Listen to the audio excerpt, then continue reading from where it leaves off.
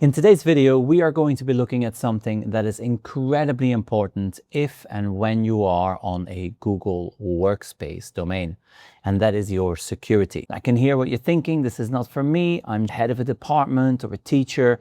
Well, actually, this is going to show you what is possible. And then if you feel that this is something your school or your domain could benefit from, you can forward this video straight to your admins or your leadership.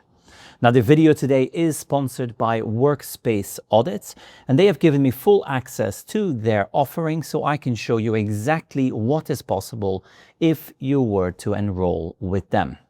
Now, the first thing you'll be greeted with on the computer is this welcome screen. And because this is a tool that integrates closely with your Google Workspace, you will have to sign in with Google.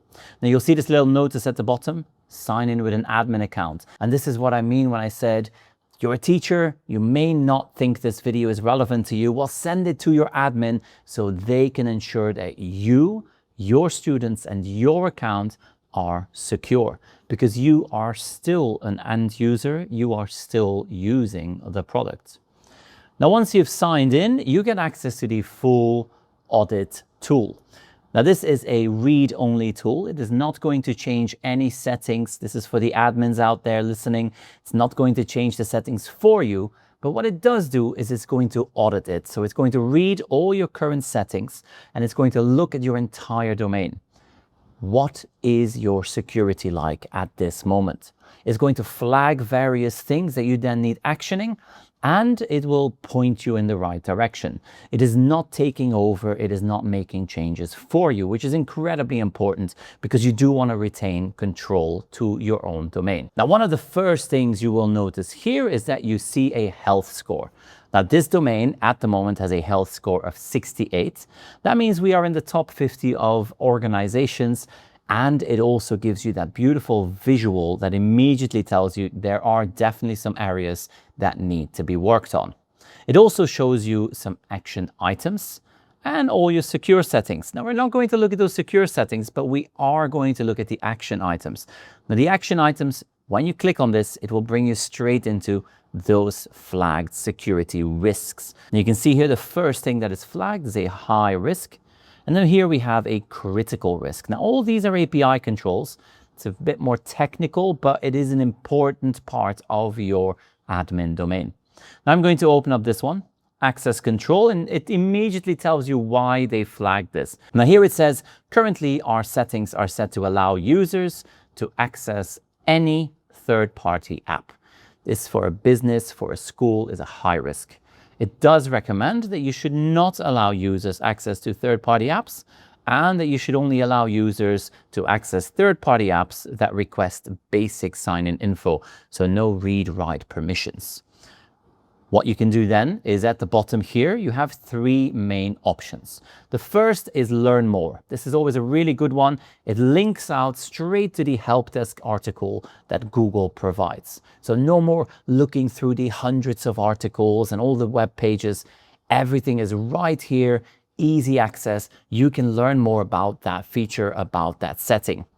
Once you've understood that setting, you now have two options. You can either fix the setting, change it in your settings and make sure everything is secure, or you can label this as an acceptable risk. As I said before, with every convenience comes a little bit of additional risk. And if your organization has decided that this is an acceptable one, then you can click on accept risk.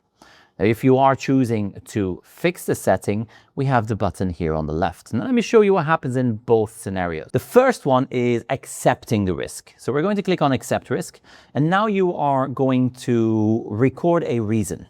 Now, this is a required box. You need to fill this in, because what we don't want is we don't want someone to go in and just accept every single risk and ignore them. You can now write why this reason is acceptable, why this risk is okay, and then you can accept that. This is all stored, and I will show you exactly where you can find that, but then later on the admin or other admins can see why certain risks were accepted. If you choose to fix the setting, and this is really a great feature of Workspace Audit, when you click on that, it will send you straight into the admin console. As you recall from at the start of the video, it's a read-only tool. That means you still need to go into the admin console to fix these settings. However, Workspace Audit makes it easy to find the setting by sending you straight to the relevant page. Incredibly handy, a real time saver for admins. Now back here, you can scroll down and you can see we have some critical risks here as well. And we also see on the right-hand side what they apply to. So this is the OU. So this one applies to the global. So you can see the global organization unit. But if some of these risks only apply to specific targets, for example, these 4, you can see which targets, which organizational units this applies to. Another way of making sure your domain stays secure. Now then, once you've done all this, on the left-hand side, you will see in addition to action items, you have all the individual controls as well. So let's go back to API controls here on the left-hand side, and now we see an overview of all the API controls. We can go into the rules and detectors, and everything is compliant. We can go into the directory, and we can also see that we have some rules that were flagged here. Now here you will see an example of one of the enabled and accepted rules. This was initially flagged, and when I open it, you will see this was approved by the InfoSec team. So this is that accepted reason that we had to add when we say we accept this risk. You can still click on Learn More and Restore in order to revert this.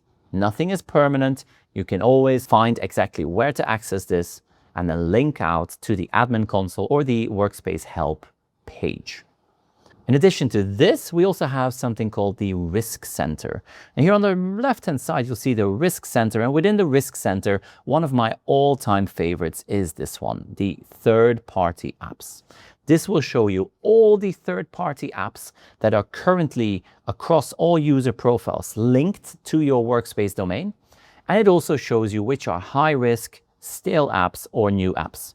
It gives you an overview of all these different applications. As we know, shadow applications, shadow software on a domain can be incredibly risky, and therefore this tool will enable you to have an overview and see exactly what is linked to your domain. So one example here, as I scroll down, you'll find we have some AI tools. We've got GPT Workspace. Well, let's have a look at GPT Workspace. We click on that and it gives you a nice little overview here. It says the overall severity is critical. And then it gives us a little bit of an overview of what this tool is. It also tells us when it was first discovered and when it last had activity logs. It also tells us about the vendor, if they are verified or not, and if they are compliant or not. Now, this list is growing, it grows daily, but it's not going to have every single third-party app on there. Now, let's say that there is a third-party app that is not yet verified. Here is an example on the right-hand side, OmniGPT. Then you will see that clearly here. It will say unverified application. It has not completed Google's OAuth app verification process. And again, it gives you all the information available right there. You can link out straight into the admin console to go and sort out all the permissions, make sure it's locked down, or you can click on Request an App Review. Now, when I click on App Review Request, I get this, I can fill in the details and submit that request to Workspace Audit, who is then going to gather more information on this specific third-party app. Use this when you spot things on your Workspace domain that are not clear or that you are unsure about. Use this, submit a request, and then in time, they can add it to their global registry. In addition to this, we can again accept this risk or close it and carry on with our audit. We also have a good overview of our shared drive. Many schools and organizations are using shared drives. Here we can see which shared drives are available and what the severity is. Now we can see that this is critical, and it tells us it's critical because there are external managers. So when we click in, you can see we have some email addresses here. These are all external managers that are not part of our domain, managing this shared drive. In other words, really important to keep an eye on. And in addition to opening this in the admin console, we can also click on Open in Drive, which will then open that shared drive. Now, do note, if you do not have access to this shared drive from this admin console, you will not see the contents of this shared drive. We also see our Google Groups. So here we can see how are the Google Groups set up. Are they set up securely, or do they need a little bit more guidance? Again, we have an external test, critical. There is one member which is exposing this group externally outside of our domain, and the access is public and external, and the join is request to join. So this is a fairly open group. You can see as we scroll down, we have some low risk groups as well. For example, the web publishing is enabled, members only, request to join. Therefore, this is set to low risk. And then the latest addition to Workspace Audit is the Google Calendar and Google Sites overview. Now let's have a look at Google Calendar first. This will show you the Google Calendar risk report, and it'll show you exactly why this is classified as risky or not. So here you can see we have a public available calendar, building 1, 2 room. This is critical because it is publicly available and people can see all event details. Obviously, we do not want that for certain calendars, and this gives you as an admin that overview of how your Google calendars on your domain are set up. In addition to that, Google Sites is another one we often see leaking out to external people. And again, in some places, we want a Google site to be accessible to people outside of our domain. Not always. And if it is student work, we definitely want to double check how many of our Google sites are available outside of our domain. Well, we can do that here. You can see the exposure. We have internal only, public on the web. When you click on that, you get more information about this specific website. In addition to that, you can then click on Open Published Website. Seeing as it's open to the world, you can see that that website is accessible. We can check the contents, make sure it's all safe, it all fits within our organization or our school, and then action this. If we find that this is acceptable, we can again click on Accept Risk and say who has approved this and why this was approved. And then finally, we have some more technical features. You'll see here user security. This is for all the users in your domain. So you can see we have authentication risks, privileged access, cleanup. These are all the accounts that are, for example, this one, there is two-step verification is missing, and it is an inactive account that has been inactive for over 90 days. Do we still need this account? Does this account still need to be on our domain? In addition to that, we can see various other risks. So for example, authentication risks, you can see two-step verification is enforced. However, it is a delegated role and it has been inactive, never logged in at all. For this domain, it's a demo domain.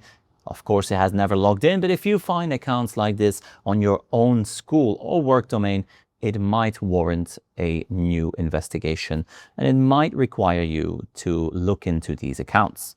As before, you can click into this and manage it in the admin console. Opening this in the admin console will bring you straight to the right page where you see that user, that specific user, and you can then move on from there. Next, we have the admin roles. This is a very important one. How many admins do you have at your school or at your organization? I highly recommend that you keep this to an absolute minimum. More than 5 admins, you have too many admins already. Here we see we've got 22 active admin roles. That is a lot of admins. Clearly, this needs to be looked at as well. And then we have our general domain security, where we see our various domains and also how many users each of these domains has. We can dive into this and see the technical information as to why these domains may or may not be secure. Now, let's say that you have more than one admin and you all have access to the Workspace Audit service. Well, where do I keep track of everything that has been done? Where do I see the various risks that were accepted? How do I see what other admins have been doing? Well, this is where the security timeline comes in. So here you can see we have a security timeline and audit log.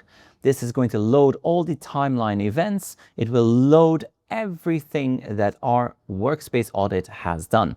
So here we can see an issue was flagged, another issue was flagged, a risk was accepted, and another regression in security. And if I wanted, I can always export these as a CSV, or I can refresh the log. I can also go to my report history, and in my report history, I see the trend of my domain security over time. This is a great one to share with stakeholders. If you've invested in Workspace Audit and you need to show how your security profile has improved over time, this is where you will find that. And again, you can run scans and export these reports. So all in all, an incredibly powerful tool. Workspace Audit, I will leave a link in the description below. Thank you to Workspace Audit for sponsoring this video. And again, security is everyone's business. So the more secure we can be, the better for everyone involved. Share this with an admin, share this with leadership, show what is possible and just how much you can do within a Google Workspace domain.